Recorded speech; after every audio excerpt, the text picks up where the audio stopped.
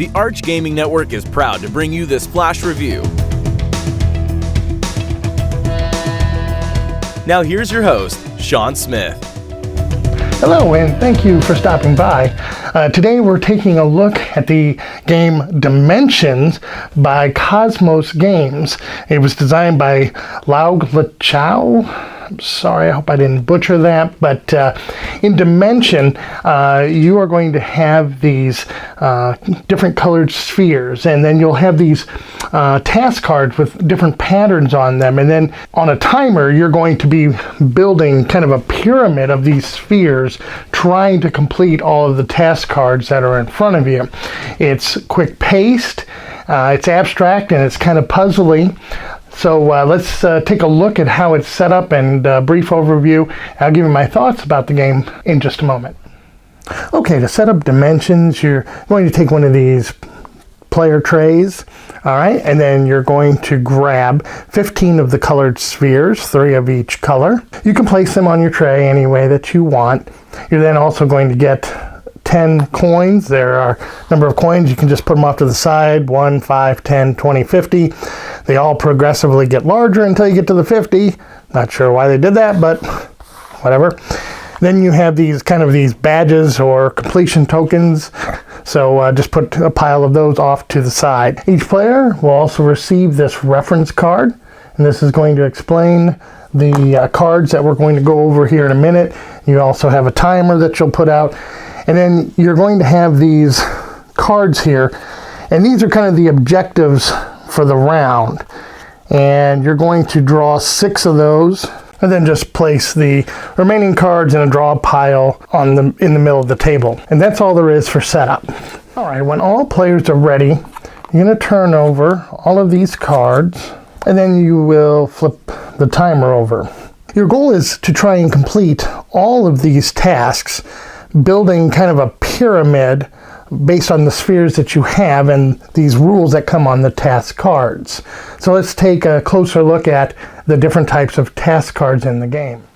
All right, this card states that if you use the black and white spheres, they must be touching. This one here says that orange and blue spheres cannot be touching.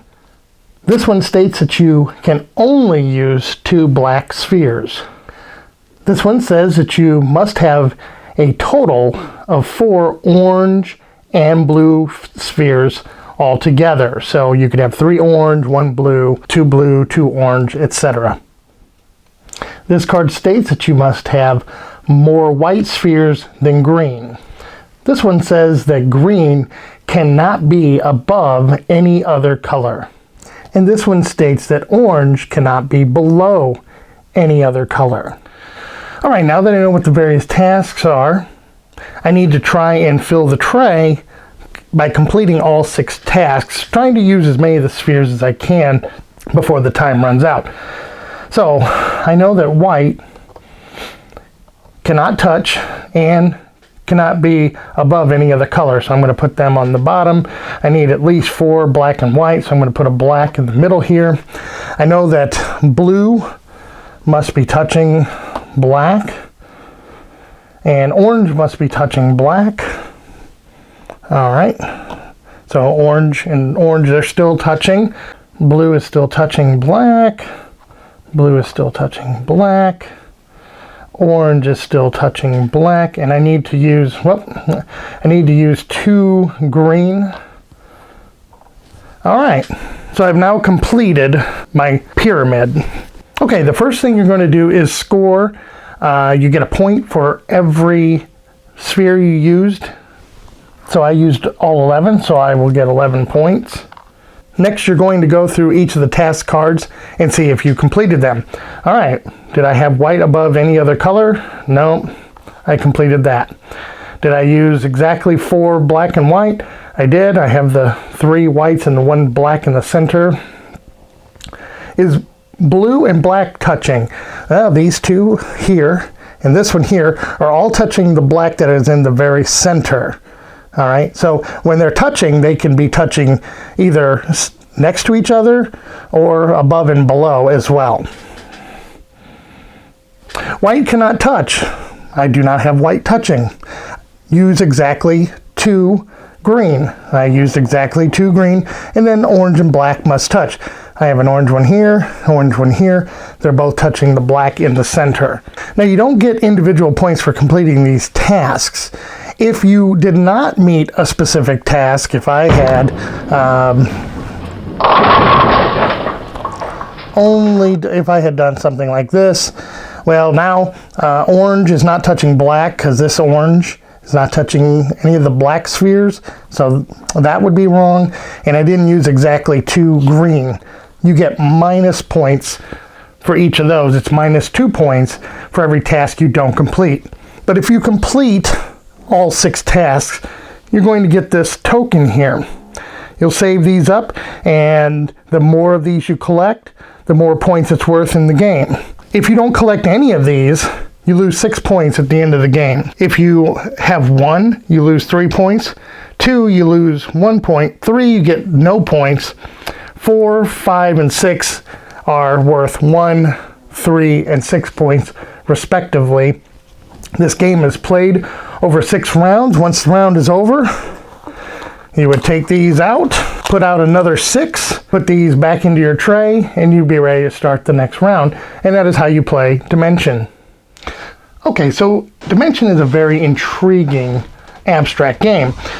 First of all, as far as the components are concerned, I think that these various spheres that you have are really well done, okay? They are weighty, they have a good solid quality to them. They have a nice matte finish, and it's kind of textured so that as you're stacking them, they're less prone to slip, okay? And I think the tray was well done too. I always give kudos if a company will include kind of a cheat sheet card, so all the players, especially if you're new, have something that they can reference. As far as the money tokens and the little badges that you can receive, those are okay, and they work. Now there are a few things that I do take issue with the game, and that is, first starting off, now the cards, they're small. I wish they would have been a little bit bigger. There's plenty of them, and they are kind of easy to read. I would say though on some of these cards, and even though there's a cheat sheet, like for example this one, I wish maybe they could have put a blurb at the top and bottom stating what it was, because quite frankly, when you're playing with multiple players, if you're playing with 4 players and you're putting these cards out, inevitably 1, 2, a few players are going to be looking at these cards upside down, and they're going to have to take a moment to try and figure out exactly what that is. Now, it has a little arrow, so as you're building your pyramid, you kind of get the idea. But again, if you're in a timed game and you're looking at these cards upside down, it can be confusing. I wish they would have made these a little bigger. I wish they would have put some wording on it. Now, in order for the game to have a good variety of the task cards, they had to put some in there that would inevitably end up contradicting each other. If you have these 2 task cards that come out at the same time, they contradict each other. There's no way that you can complete all 6 tasks, okay? So what I don't like about that is you are penalized for something you have no control over. You're going to lose points because you aren't able to complete all the tasks, because you cannot complete all the tasks. And I don't like that. You don't get points for every task card that you complete. So if you complete 5 of 6, or let's say you could only complete 5 of 6 because there's some contradictions, you don't get any points for that. Instead, you lose 2 points for it. Now, you do get points for every sphere that you used, so that's okay. That helps offset it some. But the only way that you can collect the badges are to complete all 6 and use all 5 colors to get this badge. And the way that the scoring works is that you have to attain 3 of these just to get 0 points. If you have less than 3, you lose points at the end of the game. And there are only 6 rounds, so it makes it very difficult to gain additional points. You feel like you're working as hard as you can to complete these different tasks, And to me, the scoring is not well done. Now, with that said, if you hop over to Board Game Geek, the designer of the game did publish some updated rules, or an updated rule regarding this. The rule book that I have says that to get those special badges, you had to complete all 6 tasks and use all 5 colors. In the updated rules, and you can print them off online, and I suggest you do that or write in your book, you can get this badge for doing that same thing, all 6 with all 5 colors, and you can get a bonus token for using all 5 colors, even if you don't complete all of the tasks. So that does help, and that will help that end of game scoring. So, you know, I haven't tried it with those new rules. I did look that up as I was doing this review, just to see if something had been put out there, because again, the scoring for me was really off. I don't like being penalized for not being able to complete all the tasks. You lose points if you don't complete a task, but if you do complete one, you don't get any points unless you've completed all of them. So luckily they have fixed that. Now, with all that said, I still find the game very intriguing. I also think that it looks beautiful. I love the way the spheres look, and just being able to do the different tasks and trying to figure out that puzzle with that timer going. I do think it works very well. Overall, I think it's a solid game. I enjoy it as an abstract game. I enjoy it as a strategy game. And for me, I give this game a 7. Now, if you like this review, please hit the like button below and subscribe to our channel and check out our other video reviews. And once again, thank you for stopping by. This Flash Review was brought to you by the Arch Gaming Network.